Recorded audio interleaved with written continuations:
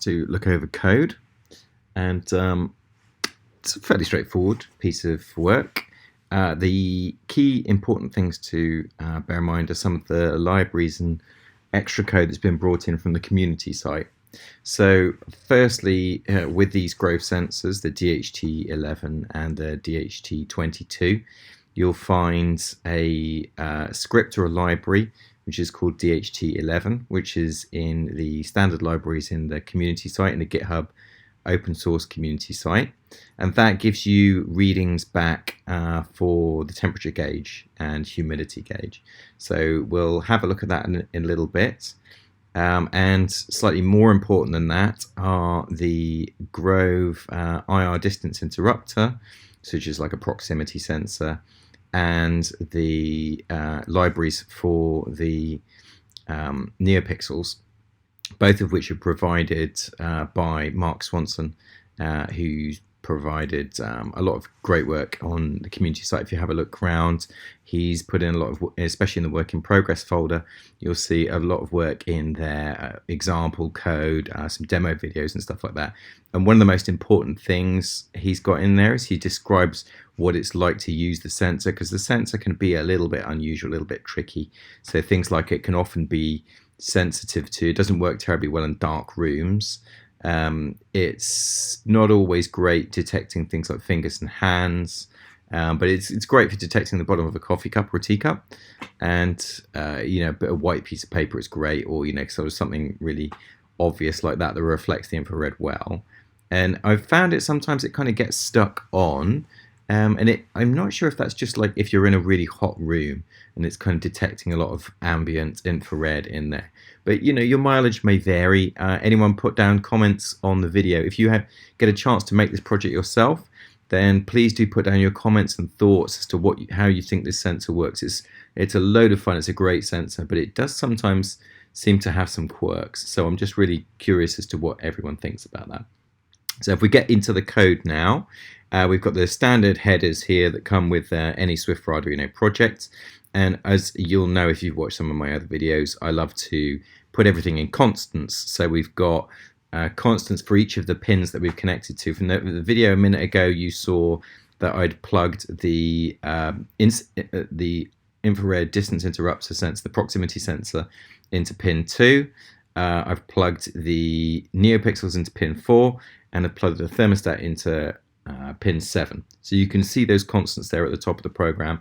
And you always have to have, with the neopixels code in the library, in the Swift for Arduino library, where you're plugging into open source neopixel code, or where you're using the intrinsic neopixel support, the kind of lower level support that's built into the AVR library that comes built into Swift for Arduino, you always have to specify a pixel count during the setup.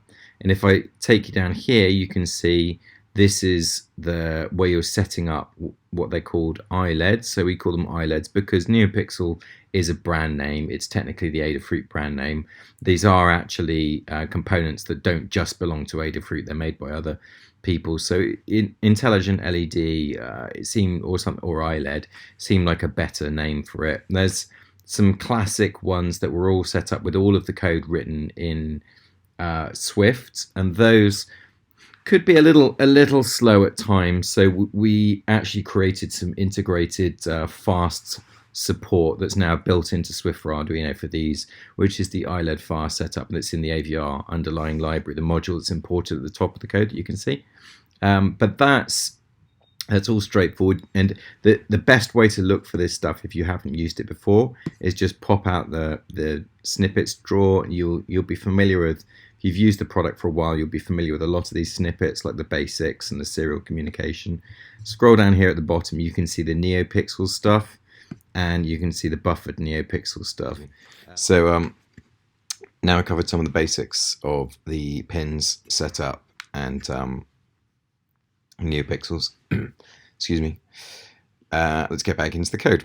So we've got some debugging. Actually, we could probably remove this statement now because we've got rid of most of the debugging in the sketch. But if you want to do debugging, print out serial messages, you always need to set up serial. By standard, we're setting baud rate 9600.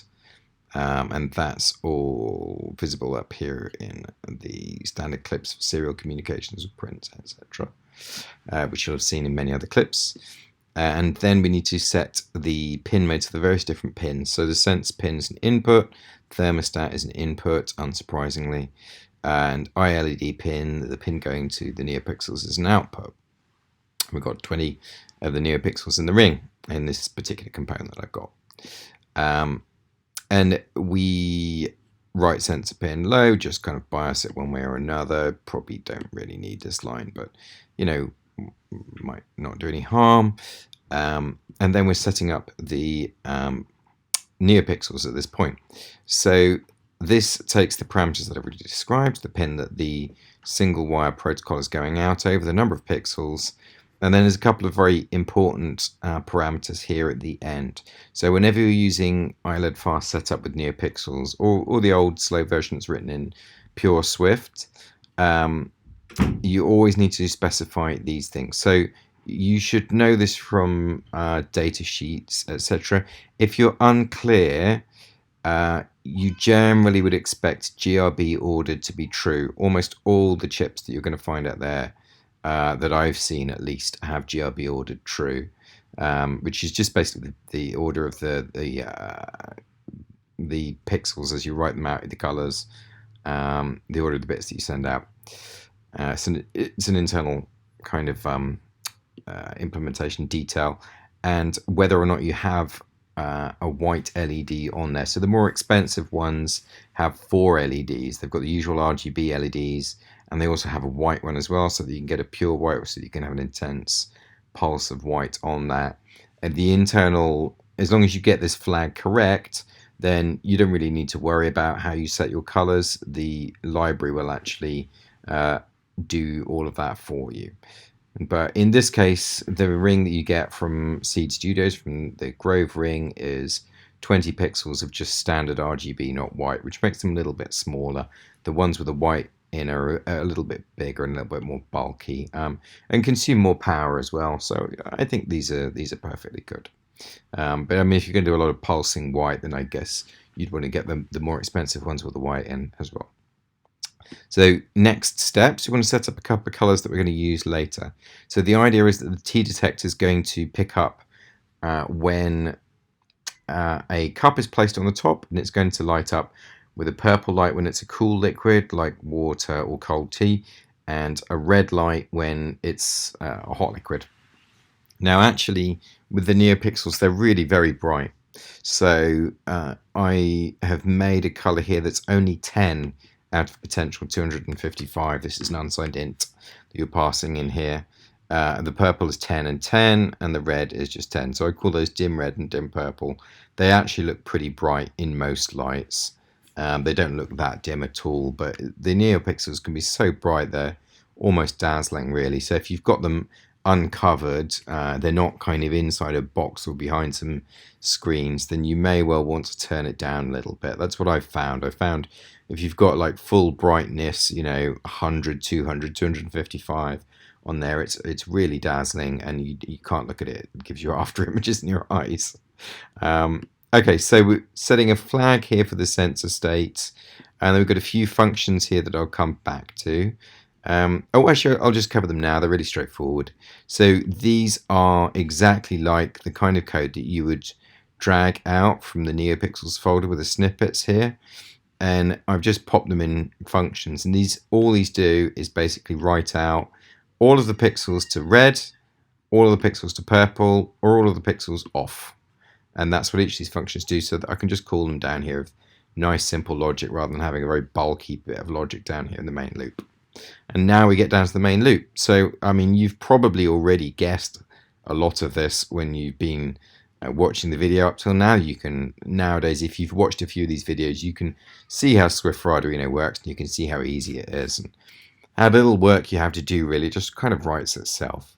So we've got the flag sensor state. In fact, actually, we're not using it outside the loop, so could put it into the loop, but this is how I've done it on this particular iteration. And we're just reading the sensor pin, and then down here we're making a logic decision based on it. So The thing to watch out for, and again Mark mentions this in his video, is sensor state low is the detect state. So the pin actually pulls high when it's not detecting, when there's nothing nearby, and when you put something in front of the sensor, the pin drops low. So in those circumstances, I want to show a light, which is one of these functions here, and when there's nothing being detected, the pin goes high, then I want to switch the light off. And then I'm doing delay milliseconds 800. Might seem quite slow. The thing is, because we're taking a temperature reading here, these DHT22 and 11 sensors, they really don't like being read too often. They produce strange results. It's a one-wire protocol, and they're just not something that you can read too many times. So the next line we've got here is we're reading a tuple of values for the temperature, humidity, and is valid flags. Actually, I just noticed I should be checking the is valid flags in here, and probably if you don't get back a valid reading, you should just ignore it. You should have a logic, probably an if block around this that just says don't change anything if you don't have a valid temperature value, because it means you've got no information. Or we could put it in here, I don't know, one or the other. So we get back the values here. I'm doing a small screen video, so we can't see that stuff that's over on the right hand side, but basically it's just passes in the pin as exactly as you'd expect. You can see the code online. We'll probably drop it in the GitHub site, and you can all make comments there and dig in if you want. So all we're doing, oh, that's a debug statement that I've left in there. That's fine. That's basically just printing out the temperature. The library that we've got here actually returns, for simplicity, it doesn't return floats, because the integer to float conversion within Swift for Arduino is a bit off. Like, it seems to often produce incorrect results. I think there's an error in the backend, the AVR backend compiler, a small problem there, library problem or something. So instead of that, just to make sure that there's no possibility of any rounding errors or any drop data, I'm returning full integer values, exactly the raw values that come out of the sensor, and they are then effectively times 10. So 30 centigrade comes out as 300 because it's a 0.1 resolution on the temperature in centigrade, and the same in humidity. If you guys prefer Fahrenheit, it's all the standard conversions. What is it? I think divide by 5, multiply by 9, something like that. But it's really straightforward. So all I'm doing here really is just saying, if the temperature gauge is over 30 centigrade, then we'll show the red light. Otherwise, we'll show the purple light. And this does work, but like I've said, when I actually tried this project out in the real world, as you often find with hardware, there's some wrinkles. And the wrinkle is that the sensor is relatively slow to detect the temperature change. Like, it may be even like 20 seconds or, a minute or something like that, which isn't what you want. When you want to put the cup of tea on there and it tells you instantly like it's hot or it's cold, it would be good for picking up something like as the tea cools, then you can at a glance from a distance know I don't want that tea anymore because it's cold, but anyway, this is a good start for now. It's kind of fun. I'm happy with how it all came out. I'm very happy with the results. It looks great because neopixels are just great. So cool. So that's everything. The next one, I'm gonna pause this video, take a short break, and then pull in another version of this, which is just a little wrinkle on this, where I want to do an animated transition on the states. And that's a slightly more advanced thing. So if you're not interested, then just stop now. I'm just going to take a beat. We'll pause this one, and I'll start a new video in a second with the code from T-Detector animated. So we're taking a short break there, and I've put up a new sketch. So this one is almost exactly the same as the program that you've just seen, and the difference I'm just about to show you is basically just a nice animation. So you can see we've got pretty much the same logic down here with some differences that I'm just about to show into you. So basically we take the sensor state from the IR proximity sensor. When it's low, which means that it's detecting something present, then we take a temperature reading, or we pick up the temperature reading, and when it's high, that means there's nothing there. Then we effectively turn the lamps off. So the first thing that you'll notice is that I'm not actually doing any function calls like I was in the previous version. I'm just setting some variables. So let's scroll up here and we can see these variables. So obviously they need to be declared var because we're going to need to change them. If you're new to Swift programming, var and let are very important concepts. Basically, if you say let, then a variable, like we've done here, a variable becomes read-only. This has a little bit like constancy, but this is much more useful and important. It's a really declarative thing. So generally, you should always make variables let unless you're going to change them, and especially true for top-level variables. And the compiler will take this as a queue, so they'll improve the efficiency of it, but it just removes all kinds of possible programming errors that you could get with that. So it's really just like tight programming to make sure that you always leave things as let. And if you're unsure that whether you're going to change it or not, and then just leave it as let. So leave it as a read-only variable that you set once and you use in multiple places. The code will be so much more efficient if you do this generally. And then if at a later stage you want to change it, then if you forget about that and you say, oh, I'm just going to make the let constant, and then later on you want to change it, then it will just give you a compiler error, and you can immediately just change it then, change it to var, easy. Like it's a no-brainer, so just always leave things let if you can. If you're relatively new to Swift programming, if you're an experienced Swift programmer, you already know this, you're already doing it.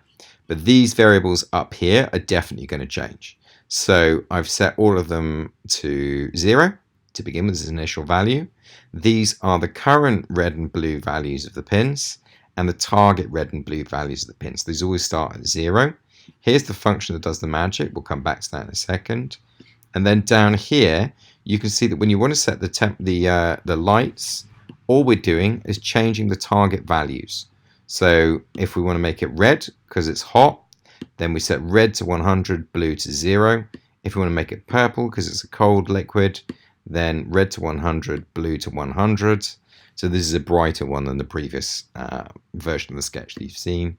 And when we want to turn it off, we just set them to 0. Then tween, well, this is the function that does the business, okay? So we'll look at this up here in a second. Again, we've got this 800 millisecond delay here. Actually, strictly speaking, we possibly could put the delay only after someone's taken a temperature reading. Like, you know, if you take a temperature reading, then do a delay before you do the next cycle of the while true loop. But, you know, this is fine for now. I mean, it means that there's sometimes a slight delay of, 0.7 of a second in responding to the sensor. But when you're moving things around, it's not going to be a big issue. You guys can tweak it and give your own versions and pop them in the comments or contribute them to GitHub if you want. Absolutely, we would love that. We really welcome contributions from all of you. And you can see the code, as I was mentioning before. You get a tuple back. And as I mentioned earlier in the video, the previous version of this program, we should really be checking the is valid flag here on the temperatures, because you don't really know. If it's not a valid temperature, then it's just garbage, really. It like returns -100 by default or something crazy like that. So here's the tween functions. This runs every time, basically. First thing it does is it says if the current values are equal to the target values, then just drop out. So this function is going to be a no-op most of the time. The only time this will do something is if you change the target values and the program recognizes that the current values are different from the target values, so that they need to move. And then what we do is we have a while loop that says while the values are basically not the same, we say if the current value is less than the current red value is less than target red value, add 1 to it. You don't have an increment operator in Swift. And when we also, here's a point to pull out that's very important with Swift for Arduino. Until we've got like a completely revamped compiler, a version 2 compiler, which is going to be, some way down the line, the add operator, you need to use this safe add operator. So this will avoid any possibilities of traps and aborts, which you really don't want in an embedded program because they just stop the thing from functioning. So you always, when you're using plus, you always use ampersand plus minus ampersand minus. Then if you've made a programming mistake anywhere, then it'll just loop around and create like an internal overflow and wrap around, which will create some strange results, but it won't crash your program. So that's really an important thing to bear in mind, right? So this really is as simple as it reads. If current value is greater than the target, like we've dropped the target down, then you subtract 1 from it. If it's less than the target, then you add 1 to it. Same for blue. You then take the current values, you create a color with them, and you write that color out to all the pixels. And then you wait 500 microseconds, half a millisecond, and you do the loop again. So you can quickly see how this works. It's just going to linearly move from the current value to the target value, and it'll take, if it needs to move 100, then it's going to take 50 milliseconds to do the total transition if it needs to move, with a little bit of time to do the writing out, but not much longer than 50 milliseconds basically to do it. And that produces, you'll see if you build this yourself, you get a nice little animation that kind of fades the light in and out. It really adds that professional touch. And this is the kind of thing that you can do with microcontrollers. These are $1 these cost to buy in bulk, but you can make these devices and you can add that little nuance there, and it's easy to program in Swift. You don't have to worry about buffer overrun, drop pointers, and so on and so forth. So you can be more adventurous because you have the safety built into the language. You're not going to make a program that misfires and misbehaves and then has a security hole in it that some hacker the other side of the world can hack into, because you're in a safe space. That's the idea of this language. That's why we invented it. So that's pretty much it. You can see how the loop works. That's everything. You can see the project. You can see it on the Instagram site. And yeah, that's all we have time for today. Please drop in comments. We'd love to hear from you.